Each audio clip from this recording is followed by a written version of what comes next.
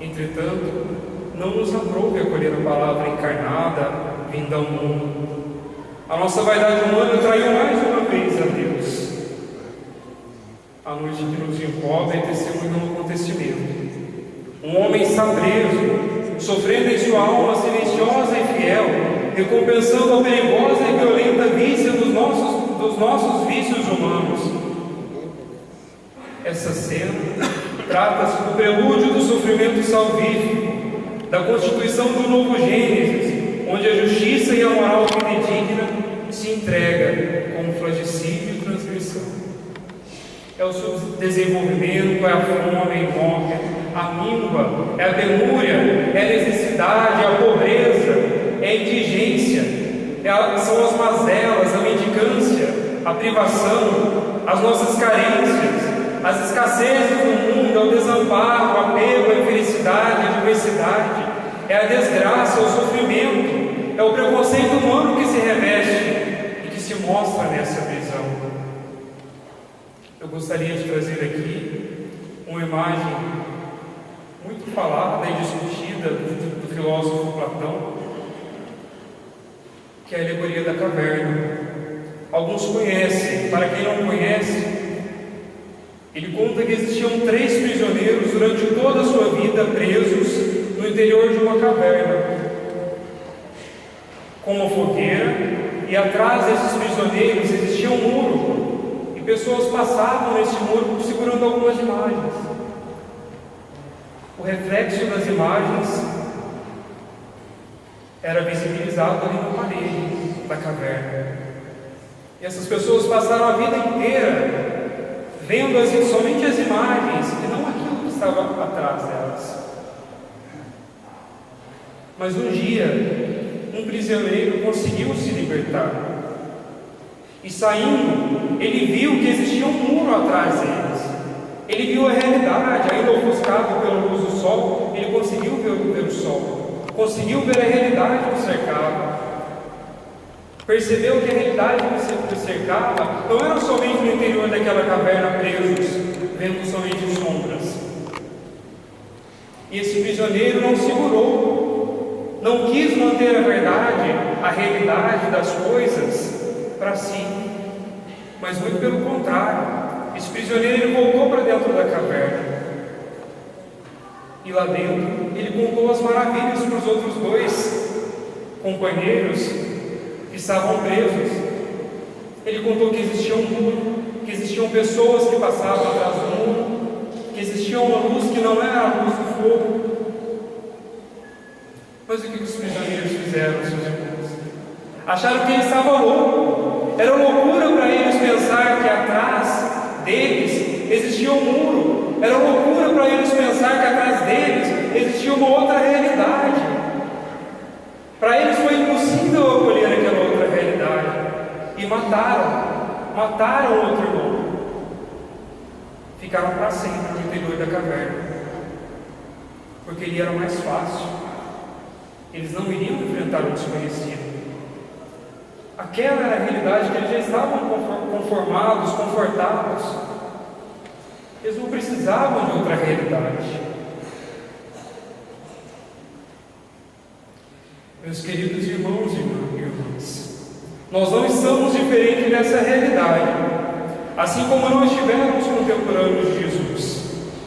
Nós vivemos uma grande caverna, aprisionados por nossas vontades, por nossos desejos, pelos prazeres que em sua maioria não nascem de nós, mas são frutos de uma mídia e do mercado capitalista massacrador, que possuem como marketing a promessa falsa de felicidade e liberdade, de prazer total e prosperidade. Um mercado, uma mídia que criam necessidades para adaptá-las aos seus produtos e esses a nós, que formam nossas opiniões, um ponto de vista interesseiro, artificial e capitalista. Pessoas se matam pelo orgulho, pensando que suas verdades e ideologias são a própria lei. Pessoas se matam em busca de falsas felicidades, de pequenos momentos de prazer que se transformam em vícios. Pessoas se matam trabalhando demasiadamente em vista de uma vida melhor. A diferença entre classes é sempre mais pontuada.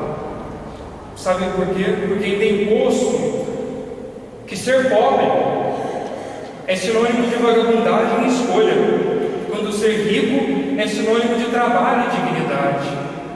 Confirmamos e regredimos a uma antiga moral onde ser pobre e ser rico é mais que uma condição ao estado de ser, mas é uma justificativa da natureza. O pobre é pobre e não está pobre naquele momento, por alguma razão. O pobre é menos inteligente, nasceu para servir, para ser governado, não pensa. O pobre recebe ordens, acorda cedo e cumpre sua obrigação de servir os grandes, direto ou indiretamente, para ganhar a gratificação de suas horas trabalhadas, e não o que é merecido, a sua força ou a vida que é perdida no trabalho. De fato, a máxima que diz o trabalho dignifica o homem não é cumprida em nossa sociedade. Ela deveria sim ser praticada para a dignificação e não para a servidão, prisão ou morte. Meus irmãos, é triste perceber ainda que nessa imensa prisão que nós vivemos existem vidas que são matáveis. Sim, existem vidas que são matáveis, porque elas não fazem diferença, elas nunca acrescentaram. Neste momento, vocês sabiam que inúmeras pessoas estão sendo presas com o Senhor, perseguidas e massacradas, porque seus gritos não são ouvidos, são vozes mínimas, são pequenas demais diante do enorme sistema capitalista que nós estamos envolvidos. A vida delas serve para ser óleo que gira mais forte a engrenagem do sistema capitalista. A vida delas é matável, afinal estão longe de nós.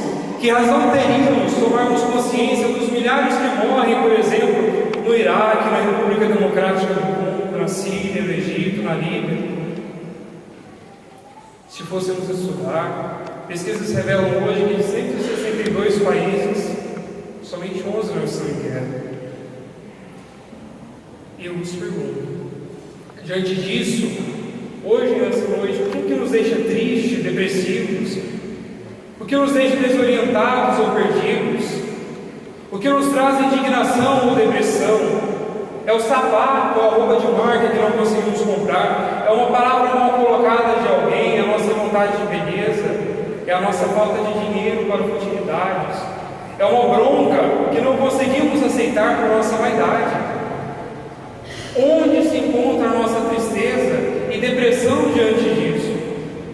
Essa imagem serve para nos mostrar o quão acomodados e presos estamos dentro dessa caverna. Sim, a vida matável não nos incomoda, o sofrimento do mais pobre não nos incomoda, a desgraça dos menos favorecidos terminam quando encerram o jornal, porque estamos confortados no nosso sofá e prontos a assistirmos mais um capítulo da novela. Exemplo disso é a multidão de almas simples sendo chacinada diariamente. É a vida de crianças ceifadas pelo tráfico de órgãos. Isso não se mostra, isso não se ostenta. Quando a vida de 4 pessoas na França é retirada, se mostra, se ostenta. E nós postamos e nós lemos manchetes e mais manchetes. E batemos no peito e dizemos, nós somos eles. Por que a vida deles é mais importante do que a dos outros?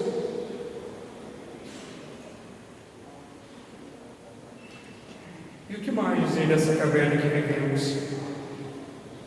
São tantos políticos que passam atrás de nós, que passam com imagens falsas, com promessas obsoletas de melhoria e deixam seu povo morrer de fome, de sede, de progresso, engolindo para si a saúde coletiva, engolindo para si o dinheiro de cofres públicos, engolindo para si o desenvolvimento social e cultural, engolindo para si milhares de hospitais públicos que funcionam pela misericórdia do povo, políticos que assassinam a educação de inúmeras crianças, que assassinam o desempenho político através do discurso e da democracia justa e não justificada por partido-alvo, assassinam a consciência crítica de nosso povo, porque dentro de si emana um desejo irreal de riqueza insaciável, de enganar-nos a qualquer custo para nos vender e nos filiarmos em tempos de pseudo-eleições às suas pseudo-bondades, pseudo-compaixões, as suas máscaras de santo, quando erguem para si um verdadeiro castelo de demônios. Enquanto isso, 100 milhões de brasileiros vivem sem saneamento básico, sem tratamento de esgoto, sem coleta de lixo. O que é o progresso? Sim, nós queremos nestes tempos gritar, protestar sim, mas pelo nosso direito, pela execução da lei, pela verdade, porque é a nossa casa comum que está em jogo. Nós queremos sim protestar pelo povo de campanha, de Minas, do Brasil. Isso não é o desenvolvimento que nós queremos. Que nós possamos sim sair às ruas e lutar para ver o direito brotar como fonte e correr a justiça com o riacho que não seca. Gritar e fazer valer a democracia instituída. Nós não podemos ser mais prisioneiros das vontades dos grandes. Nós não podemos mais aceitar o descaso com a saúde, com a educação de nossas crianças e jovens, como nos lembra o Papa Francisco. Não há esforço de pacificação duradouro como a sociedade que abandona parte de si mesma. Nós queremos também dizer aos servidores públicos, eleitos pelo nosso povo, lembrar-vos dos vossos compromissos com a vida social digna, que volteis o vosso olhar para a terra que nasceram, sustentaram e elegeram, para seus irmãos que estão morrendo físico ou moralmente, fruto, muitas das vezes, da ganância, porque aquele que é justo fará justiça por cada um de nós. Meus irmãos, o que dizer da caverna que vivemos, em que tantos falsos profetas passam atrás do nosso povo, fazendo-nos acreditar numa fé insólita, numa fé que traz prosperidade, carros, mansões, fazendas, empresas, roupas de marca.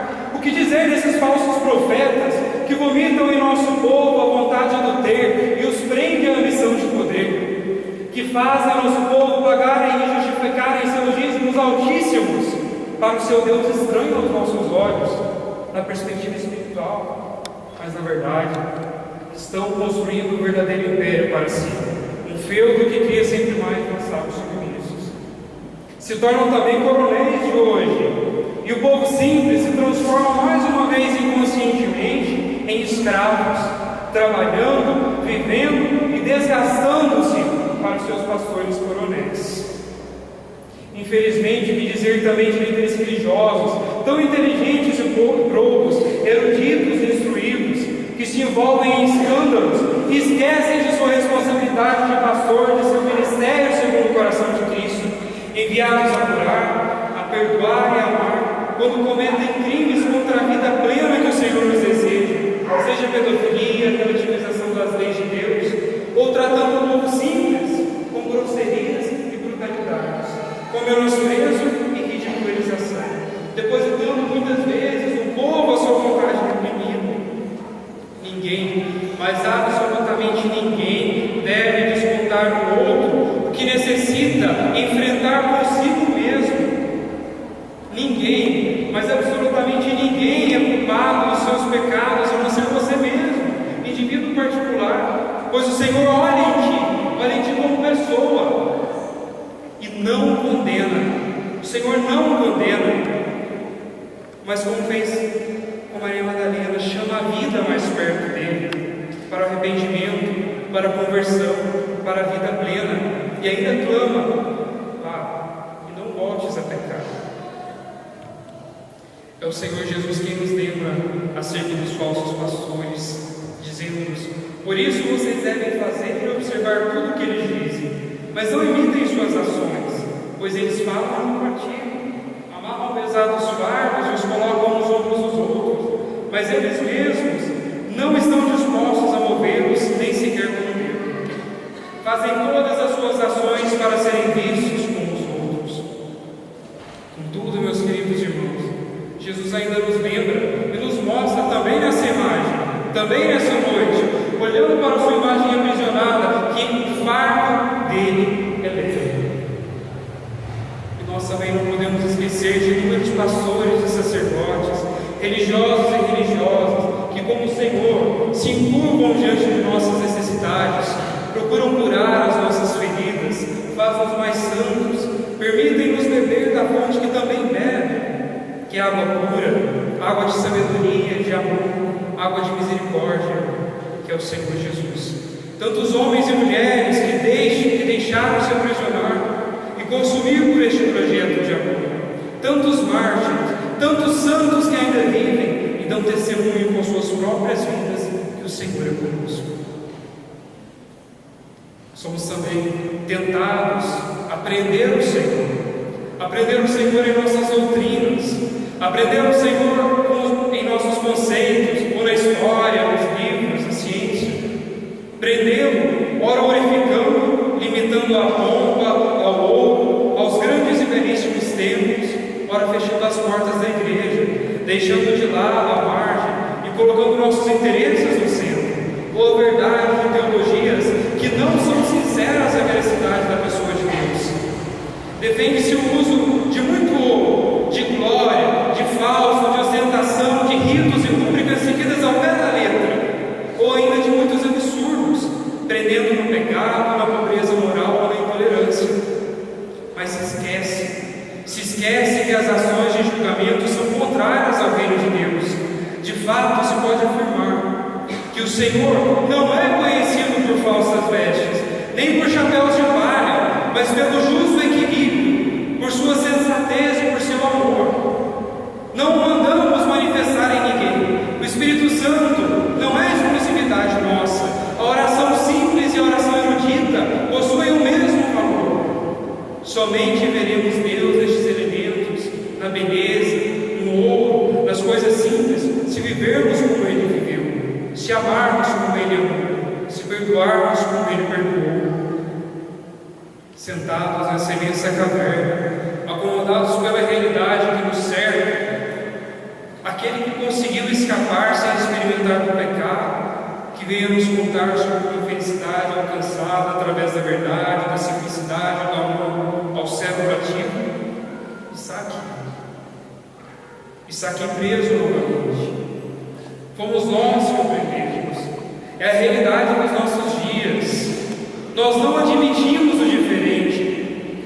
Exemplo disso são as inúmeras pessoas que morrem nas fronteiras tentando uma vida melhor, os inúmeros migrantes que migram de suas terras para tentarem uma vida mais digna e se deparam com nações descendentes de Hitler, com pessoas de sangue nazista. Essa realidade não está muito distante de nós. Nós pensamos que nossa raça é pura, que nossa cidade não tem vez para estrangeiros, que nossa família é melhor do que a do outro, que a nossa cor de pele ostenta nosso caráter, ostenta a nossa dignidade, quando aquele que nós estamos seguindo nos mostra que existe uma única raça que é o homem, que existe uma única família que é a família de Deus. Sim, o diferente nos incomoda. Ronda-nos uma falsa liberdade religiosa. Quantos mártires de hoje estão sendo mortos no Estado Islâmico? Quantas barbáries realizadas em nome de Deus? Meus irmãos, esse Deus nós não conhecemos, Ele não existe. Esse Deus quer a conversão a custo de morte, que admite a barbárie, o assassinato de opiniões, que não acolhe a pressa de outras crenças. Esse Deus não existe, esse Deus está morto. O Deus verdadeiro está ressuscitado, se mostra em Jesus, está vivo, nos concede a graça da liberdade. O Deus que está vivo nos concede a opção, nos faz perceber o outro, independente de sua religião, de sua raça, condição financeira ou sexual. E quantos jovens são discriminados por nós, cristãos católicos, que às vezes nos achamos raça pura, que vamos à missa e participamos de novenas e procissões, que fazemos até mesmo barulho para pedir impeachment, mudança, às vezes sem até mesmo saber a causa do protesto, mas que não fazemos barulho para tantas mortes de jovens gays, para tantas mortes de jovens drogados, para tantas mortes de jovens envolvidos na prostituição, mas pelo contrário, nós ajudamos a matá-los. Sabem como? Assassinamos com a nossa própria língua. A mudança, ela sempre começa de cada um de nós. Afinal, não somos totalmente santos, e se fôssemos, eu não conheço um santo que foi canonizado porque foi juiz do outro. E porque ninguém dá testemunho da ressurreição e do amor de Deus, se é escravo da sua própria língua e de seu preconceito. Eu gostaria de sugerir neste momento, nós já demos a paz de Cristo na missa, mas que você estendesse a mão para o teu irmão que está do lado, sem falar nada, só cumprimente o seu irmão que está do lado. Nós precisamos disso, nós precisamos de olhar uns nos outros, nós precisamos de apertar as mãos uns dos outros. Essa é a mudança que nós queremos, é a mudança que a igreja prega. Nossa cidade precisa disso, nosso mundo precisa disso, de olhar para o outro, de perceber o outro que está do nosso lado, de acolhê-lo como irmão, e como irmão igual a mim.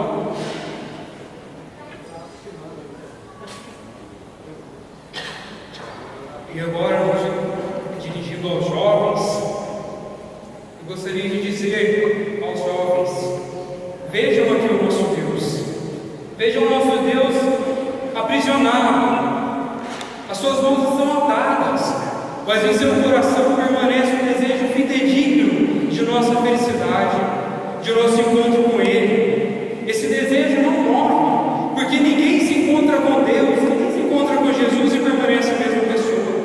Ninguém olha nos olhos do Senhor e não é tocado por essa bondade, não é tocado por esse amor.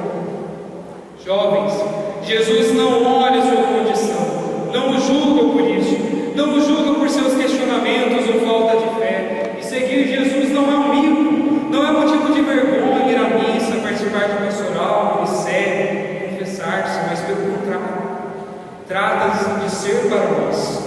Seguir Jesus, uma honra. Estar próximos de Jesus, caminhar com Ele, seguir Ele onde quer que Ele vá e levá-lo aonde quer que nós vamos. Meus irmãos, mas pode ser que agora, nessa noite, percebendo que estamos dentro de uma caverna, aprisionados pelo medo, pela tristeza, pelas ideologias, pela politicagem e falsidade, contemplando o Senhor preso, sem poder fazer nada por sua própria vontade, contemplando um homem humilhado, traído por quem amava, um homem confundido com um criminoso que vai à cela e a julgamento. Onde está o sábio? Onde está o homem culto? Onde está o argumentador desse mundo? Ele está aqui, aprisionado. Como São Paulo diz, acaso Deus não tornou louca a sabedoria do mundo? Podemos também nós questionar o nosso íntimo. Esse não parece ser o nosso Deus, ele é mais um enganador. Contudo, a linguagem da prisão e da cruz é loucura para aqueles que se perdem, mas para aqueles que se salvam, para nós é poder, é glória seguir esse Deus. A verdade é que Ele tomava sobre si as nossas enfermidades e sofria, Ele mesmo sofria as nossas dores. Ele foi ferido e entregue por causa de nossos crimes, e a punição por ele imposta era o preço da paz, e suas feridas, o preço de nossa cura. O cantor Charles Brown diz assim: fico sem saber para onde vou quando vejo a situação do mundo em que sou, dilatar meu ódio ou só falar de amor. Sabe-se lá a diferença entre os olhos que enxergam e os que não querem enxergar. Mas se eu berrar no microfone que onde não existe a paz, não existe o amor, a subida é longa e a selva é de pedra, onde os valores apodrecem na miséria, um mundo que se move nem sempre ao nosso favor, você precisa ter coragem para provar o seu valor. E a vida, o que é, só há um caminho. Quem não põe fé em si e em Deus está sozinho, porque a gente tem que provar todos os dias quem a gente é. Meus irmãos e minhas irmãs, de fato, este que nós vemos aprisionado provou-nos quem Ele é. Está se entregando por cada um de nós, por uma vida digna, sem ódio, sem guerra, sem inveja. Vamos olhar para esse homem e perceber nele as nossas fraquezas, as nossas misérias, perceber nele o mundo que nós estamos vivendo, a caverna que nós estamos, diferentemente dele.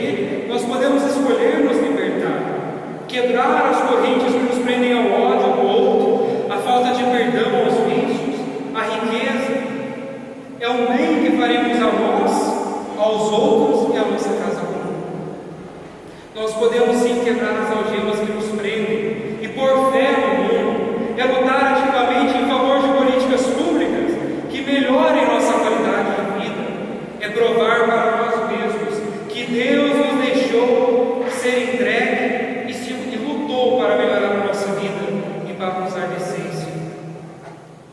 O Senhor nos pede nessa noite: vocês vieram até a igreja, não deixeis para dentro depois. Nós somos os protagonistas da realidade que existe aos nossos olhos. Nós somos libertos para constituirmos a verdade ou apoiarmos sempre mais a mentira. Nós somos libertos pela prisão deste homem. Nós somos curados. Ele é a honestidade, é o amor, é a verdade materializada. Que ao voltarmos para nossas casas, nós não esqueçamos de relembrar este momento aqui na igreja, essa reflexão, e que os pais possam abraçar os seus filhos e dizer a eles que os ama, porque isso quebra qualquer corrente, isso quebra qualquer vício. Que os filhos também possam abraçar os pais e dizer a eles que os ama e provar o amor pelo respeito. Porque nenhum pai quer ver o filho no vício, ou morto pelo vício, e nenhum filho quer ver os pais como inimigos, presos nos vícios, da falta de diálogo, de carinho e de afeto. Meus irmãos, o Senhor se entrega mais uma vez, vai à prisão para nos mostrar que é possível e que é necessário sairmos da caverna, que é hora de não termos medo dos grandes, de questionar, de debater e lutar. É hora de abraçarmos uns aos outros e sermos sensíveis aos dramas do outro. É hora de lutar contra o mal da depressão, contra o mal do acúmulo e do desperdício. Meus irmãos, é hora de mostrarmos que nós não abandonaremos mais uma vez, que queremos cumprir o seu projeto de amor. É hora de defendermos a nossa igreja, de defendermos a nossa religião, sim, mas também de sermos sensíveis e percebermos as coisas boas que existem nas outras. Saiamos da caverna que nos prende às ideologias, a partidos políticos, a leis estranhas à nossa qualidade de vida. Saiamos da prisão de ideologias, de pontos de vista, de doutrinas que nos fazem pessoas preconceituosas, racistas, homofóbicas, ativistas e tantos outros que nos acorrentam cada vez mais. Saiamos das nossas verdades, saiamos das nossas belezas, dos nossos perfumes e procuremos ouvir o outro, ver o outro e aceitar o outro. Assim nós poderemos lembrar o que Chico Buarque diz na canção: hoje é você quem manda. Falou, está falado, não tem discussão. A minha gente hoje anda falando de lado e olhando para o chão, viu? Você que inventou esse estado, inventou de inventar toda a escuridão. Você que inventou o pecado, esqueceu-se de inventar o perdão. Quando chegar o momento, esse meu sofrimento vou cobrar com juros, juro. Todo esse amor reprimido, esse grito contigo, este samba no escuro, você que inventou a tristeza. Ora, tenha fireza de desinventar. Você vai pagar cobrado, cada lágrima rolada neste meu pedaço. Apesar de você, amanhã há de ser um outro dia. Você vai ter que ver, amanhã renascer e esbanjar poesia. Como vai explicar, vendo o céu clarear, de repente, impunemente? Como vai abafar nosso coro a cantar na sua frente? Louvado seja nosso Senhor Jesus Cristo.